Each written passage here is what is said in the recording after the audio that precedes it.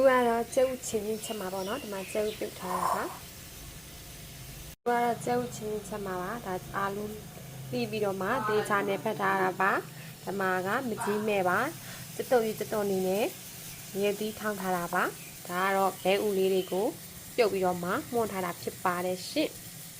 ကျုပ်ချင်းချက်ပြပါမယ်ရှင့်သမီးစအရန်မိန်နဲ့တန်မိုးတင်ဟင်းလေးချက်ပြပါမယ်တန်မိုးမသိပါဘူးချုပ်တလုံး900ဖြစ်နေပါပြီခုဆိုရင်စနွင်းလေးထည့်ပါမယ်စနွင်းလေးထည့်ပါမယ်ထည့်ပြီးတော့မှစီတက်မှာဖြစ်ပါတယ်ရှင်စီကျက်လာပြီဆိုရင်ကြက်ဥလေးကိုအရင်ဆုံးစီထိုးပါမယ်ကြက်ဥလေးကိုအရင်ဆုံးစီထိုးပါမယ်ရှင်ပေါ်ကြောလေးတင်းသွားအောင်စီထိုးပါမယ်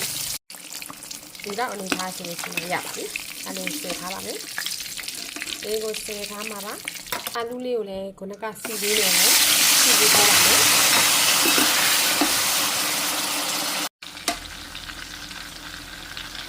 ဒီလိုအနေထားလေးရောက်လာပြီဆိုလို့ရှိရင်တော့ဆဲလိုက်ပါမယ်ဒါမကျက်သေးပါဘူးအပေါ်ကျောင်းလေးပြည့်ရုံနဲ့ရှိပါလို့ရှိဆဲလိုက်ပါမယ်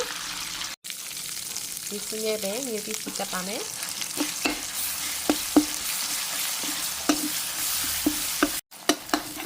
တဲ့အနေထားလေးပေါ့နော်ဒီအနေထားလေးရလို့ဆိုလို့ရှိရင်စစောကကျက်ဦးအာလူကြော်ထားတာဒါအာလူကမကျက်ပါဘူးเนาะမှာပါဒီလိုလေးပြန်လုံးပါမယ်ဒီလိုလေးပြန်လုံးပါမယ်ရှင်ကျုပ်ချင်းလေးချက်မှာပါလို့စစ်တပ်ပြီးပြီဆိုရင်တော့ရေထဲမှာဖြစ်ပါတယ်ရေထဲမှာပါ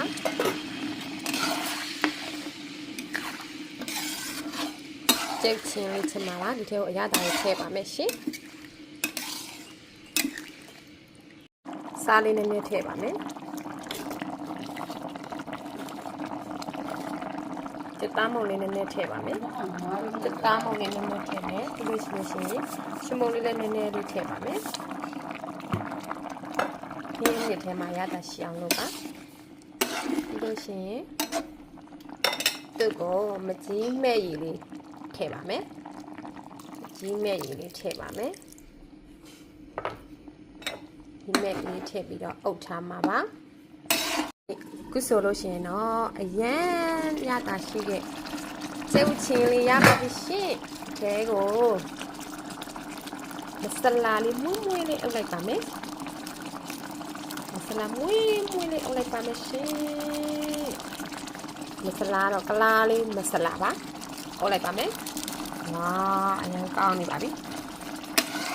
ဒီကတော့ကိုလိုချင်တဲ့အနေထားပေါ့နော်ဒါကတော့ကိုလိုချင်တဲ့အနေထားပေါ်ရောက်ပါပြီโอเคမိတ်လိုက်တာတော့မရှင်အရသာလည်းကွက်တိမစီပါပဲ